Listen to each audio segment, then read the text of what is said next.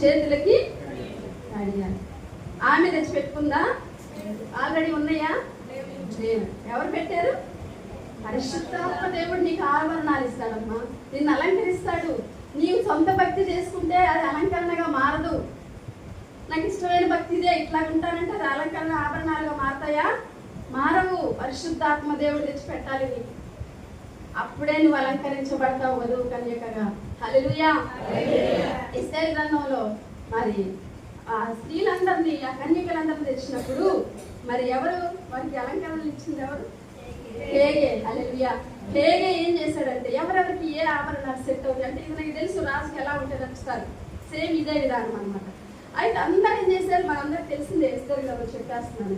అందరూ ఏం చేశారు? స్త్రీలు వాళ్ళకి ఇష్టమైన అడుగుతున్నారు, ఇంకా కావాలి, ఇంకా నాకు నెక్లెస్ కావాలి, ఇంకా నాకు మరి చెవులకి బుట్టలు కావాలి, అవి కావాలి, ఇవి కావాలి అడుగుతున్నాను. ఇస్తారంటే ఏం చేస్తుందంట?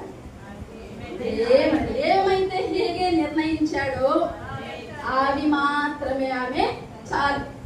అదే మితంగా ఉంట, అర్థమైంది? అదే మోడెస్ట్ డ్రెస్సింగ్. పరిశుద్ధాత్మ దేవుడు నీకేమి నిర్ణయిస్తున్నాడు? ఏది ఎక్స్ట్రా కోరుకోవద్దని, ఏది తక్కువద్దు, ఏది ఎక్కువద్దు. ఎగ్జాక్ట్గా పరిశుద్ధాత్మ దేవుడు ఏమి ఇచ్చాడో ఆ ఆభరణాలతో నువ్వేమవుతావు? పెళ్లి కుమారుడిని ఎదుర్కొంటావు. హల్లెలూయా. అటువంటి ఎస్తేరుకు ఉన్నటువంటి గుణం ఉండాలి. మనం ఏదో గొప్పగా చేస్తాము అనుకుంటే ఎక్కువ అవ్వదు, తక్కువ చేస్తే తక్కువ అవ్వదు. పరిశుద్ధాత్మ దేవుడు ఎగ్జాక్ట్గా ఎలా నడిపిస్తున్నాడు, ఏం చెప్తున్నాడు, ఏం చేయాలి, అది చాలు క్రైస్తవ భక్తి అంటే.